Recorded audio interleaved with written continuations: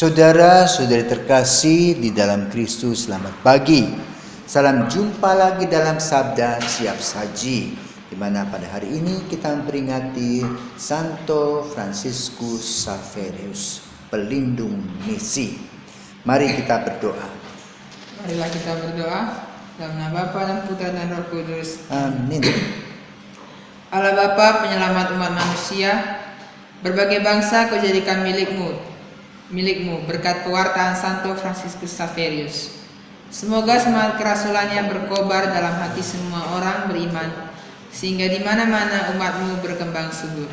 Demi Yesus Kristus, Tuhan dan pengantara kami. Amin. Amin. Tuhan bersamamu dan bersama rohmu. Inilah Injil Yesus Kristus menurut Markus. Dimuliakanlah Tuhan.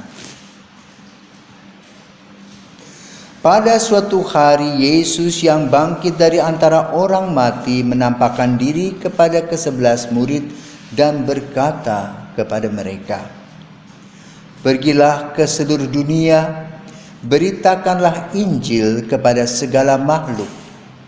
Siapa yang percaya dan dibaptis akan diselamatkan, tetapi siapa yang tidak percaya akan dihukum. Tanda-tanda ini akan menyertai orang-orang yang percaya.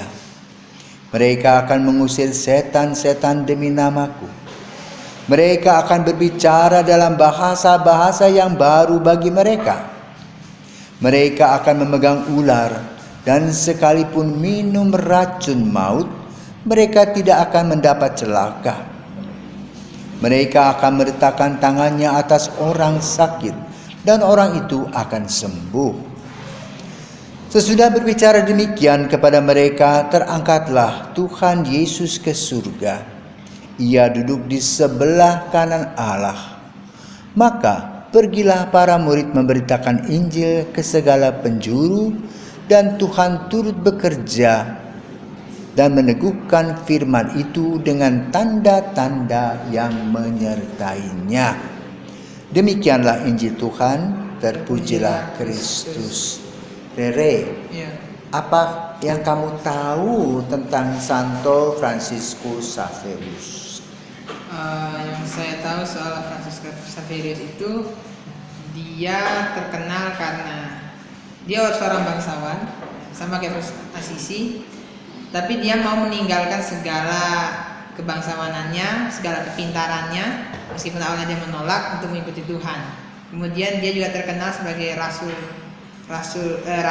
kepada bangsa-bangsa di Asia, secara khusus di Indonesia, Cina dan Jepang. Meskipun dia belum pernah sampai ke Cina, tapi semangatnya tetap ada dan terus menyemangati orang-orang Cina untuk melakukan misi. Ya. Tahu sejarah panggilannya dia enggak? Kurang tahu ya. Kurang tahu. Jadi Fransiskus Xaverius adalah anak seorang bangsawan yang tentu saja punya uang, maka suka bersenang-senang. Ya. Paris adalah sebuah kota yang menjanjikan kaum muda. Di sana mereka bisa dansa-dansi, karena memang Paris itu merupakan satu kota mode yang dibuat sedemikian cantik. Dan di sanalah para artis. Fransiskus Xaverius suka dengan art, maka dia sekolah di sana. Setelah sekolah di sana, dia melanjutkan studi filsafat. Di sana dia bertemu dengan seorang bernama Petrus Faber, yang kemudian diperkenalkan dengan Ignatius Loyola. Jadi mereka itu adalah pemuda-pemuda bangsawan yang boleh dikatakan membuat satu kelompok eksklusif.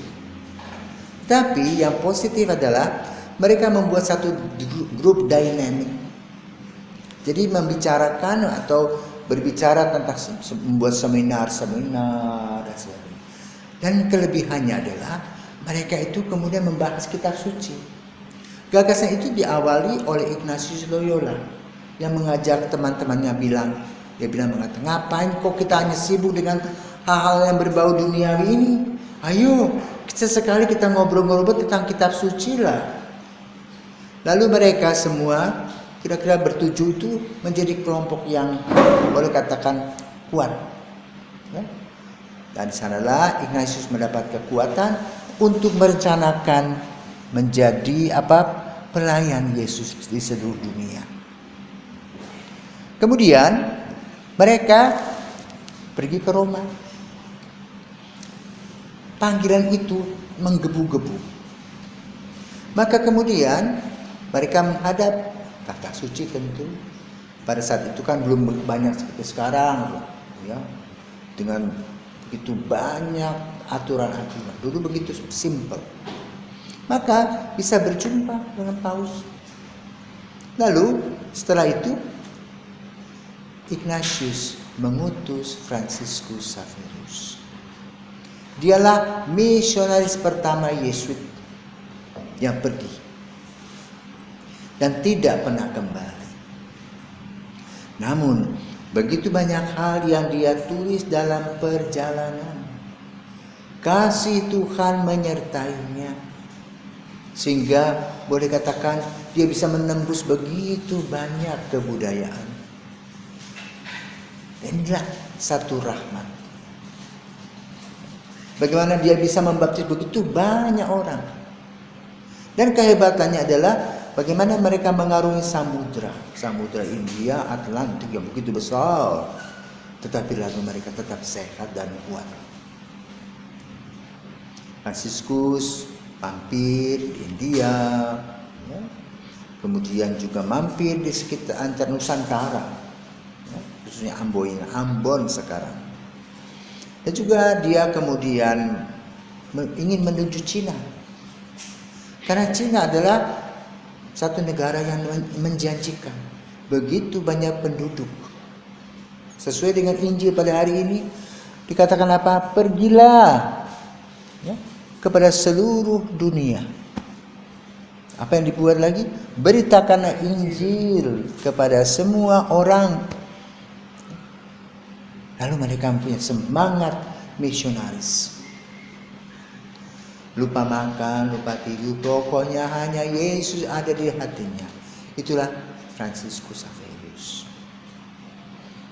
Maka kemudian dalam usia yang relatif muda dia sakit dan meninggal dunia. Tapi impiannya sampai ke negeri Cina itu hanya tinggal impian. Dialah yang mewartakan Injil di kawasan Asia. Tanpa Franciscus Xaverius, entah warna atau situasi gereja bagaimana kita tidak tahu. Bersyukur bahwa Tuhan mengutus Franciscus Xaverius yang kita peringati pada hari ini. Ya. Saya juga ingin sharingkan pengalaman. Kebetulan beberapa tahun saya berada di Ute. Ya, ada gereja bernama Franciscus Xaverius juga di pinggir pantai. Lalu di sana kami bertugas untuk merenovasi gereja. Ada satu hal yang luar biasa, di mana saya menantang Franciscus Xaverius. Waktu itu kami baru selesai rapat di yayasan di Denpasar dengan Romo Deni begitu. Hujannya besar sekali. Padahal kami sedang cor lantai 2. Waduh. Dengan begitu luasnya. Berapa ratus meter tuh? Wah. Lalu juga molennya ada berapa? Mungkin akan 5 atau 10 molen. Waduh. Gelap. Dan pas hujan besar. Kami masih di Denpasar dan mendengar dari sopir, dari Darmo, hujan besar di sana. Mati loh, semen-semen akan hancur. Nah, lalu saya katakan pada Romo Deni, Den, ayo kita doa. Seperti dulu pernah di Tuke Seminari, ketika kita membangun perpustakaan. Itu pun langit gelap. Biarlah peristiwa itu diulang. Waktu itu di Tuke ini juga sama, sama hujan gelap. Kami berdoa menyalakan lilin 2 Maria, dan sebagian di depan tabernakel. Lalu yang hujan itu di sekitar seminari. Yang aneh itu. Di lapangan basket yang sekarang itu hujan. Di jalan menuju ke belakang itu, ke selatan itu hujan. Di belakang kita ini hujan. Tapi di perpustakaan tidak hujan. Dan benar terjadi. Di Kuta, gereja Kuta juga sama. Di bagian yang sekarang Hotel Edelweiss, yang di Betania, di depan Lipo, sampingnya Hotel De Vira, semua hujan. Tapi di lokasi itu tidak hujan. Fransiskus terima kasih. Kata. Maka aku berjanji, nanti kalau aku pergi ke Loyola, aku cari paling kurang patungnya. Karena sebelumnya saya juga marah sama Fransiskus. Perayaan Fransiskus kan setiap tanggal 3. Dan musim hujan, satu hari kami merayakan Krisma.